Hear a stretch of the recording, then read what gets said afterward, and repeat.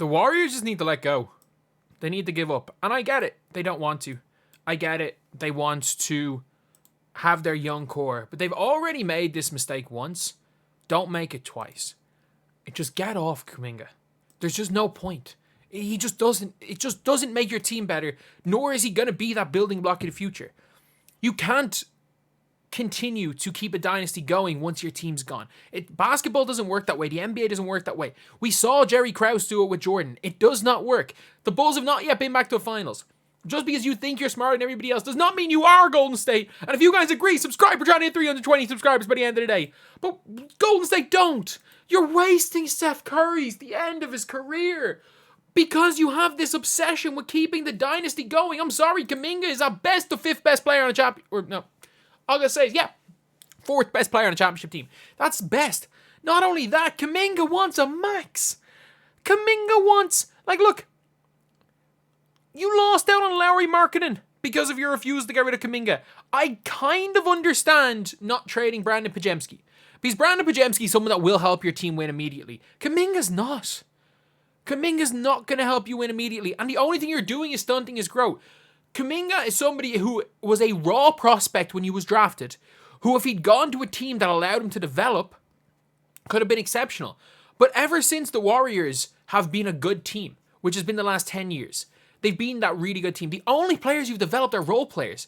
If you look at the young players that have come into this team, think of how few of them have really developed into anything.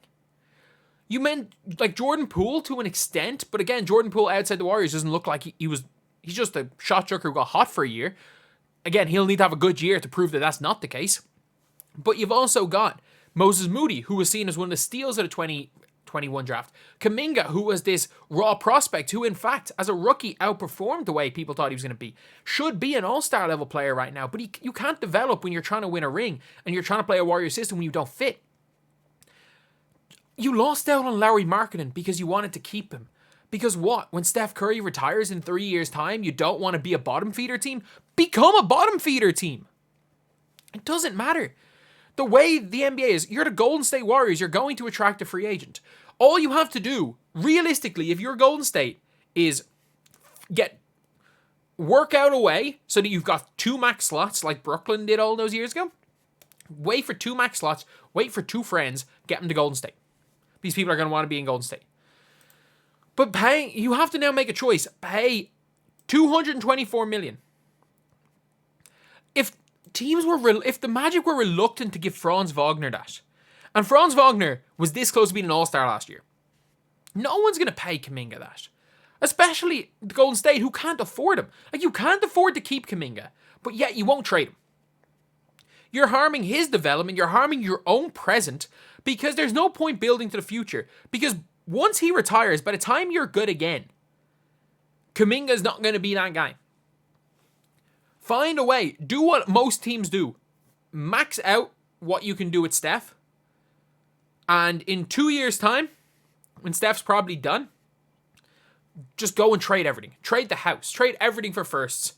Whatever way, do what Brooklyn have done. Work out a way of making sure that you can get, if you trade away any of your first picks, you can get your first back.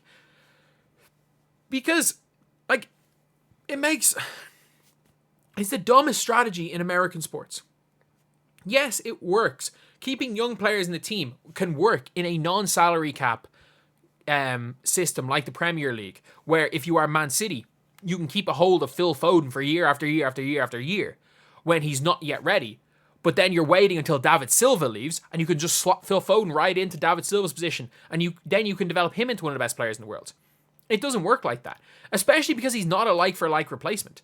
Jonathan Kuminga is, 1, he's not as good as the Warriors think he is right now, and 2, he'll never be what the Warriors think he's going to be in Golden State. Your whole system is reliant on this man right here. And Kuminga, what? Do you think he's going to be another Draymond Green passing? No. Do you think he's going to be able to be good for spacing? No. The center stand under the basket and dunk in this system. Do you think he's going to be good for that? No. You've lost Klay Thompson. I know you put in Buddy Hield, but as much as Buddy Hield might be a better shooter than Klay, Buddy Hield is not as smart off the ball as Klay. He doesn't move as well without the ball as Klay. He doesn't screen like Klay. The Warriors aren't winning anytime soon. And the worst part is that by refusing to go for it, You are not. You are just settling for mediocrity, which is the worst thing you can do. Once Curry's done, you're going to be mediocre. And that's the worst place you can be in American team sports with a draft system. You don't ever want to be mediocre. You can afford to suck for a few years. That's the thing. You can afford to suck. And the funniest part is that you can suck for a couple of years, get cap space, and suddenly do what the Rockets have done. Do what the Rockets have done. The Rockets didn't suck for that long. You can go and make some trades. You can suck for a little bit. You can own someone else's picks, which become extremely valuable, which means you can get better while still getting picks. You can try to build around young superstars, not Jonathan Kuminga. You can try draft. You can maybe find some rookies that might be that star. But what you're doing right now is you're setting yourself up for mediocrity once Curry's done, and that's the worst thing. That's the single worst thing. Just give up on Jonathan Kuminga. And the worst part is again, he's 2 years older as far as contract is concerned than Brandon Podziemski. So Brandon Podziemski's got 3 more years on his rookie deal. I get why you don't want to trade him for cap flexibility.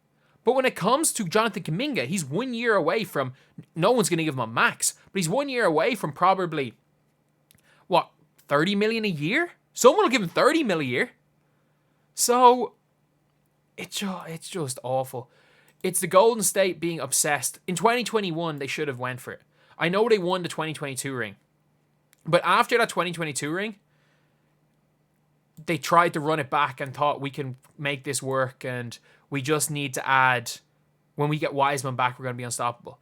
Man, if after that 2022 ring, you had traded Jonathan Kuminga, James Wiseman, you could have traded Kuminga, Wiseman, and Moody for a superstar. That's the trajectory the 3 of them were expected to be on. You could have traded the 3 of them for a superstar. But they had this obsession with once our dynasty goes, once Curry goes, once Draymond goes, once Clay goes, we're just going to fill in new players and they're going to win.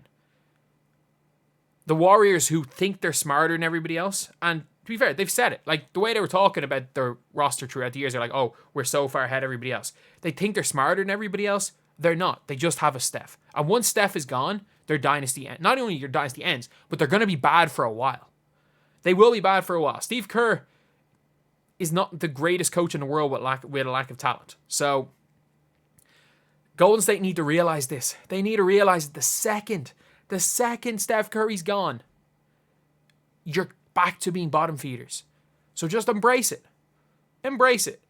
You either make one of 2 choices. You either tear it down, you get rid of him, and or even if you want to just stick with Steph Curry and let him do what he wants, you either tear it down or you go for it.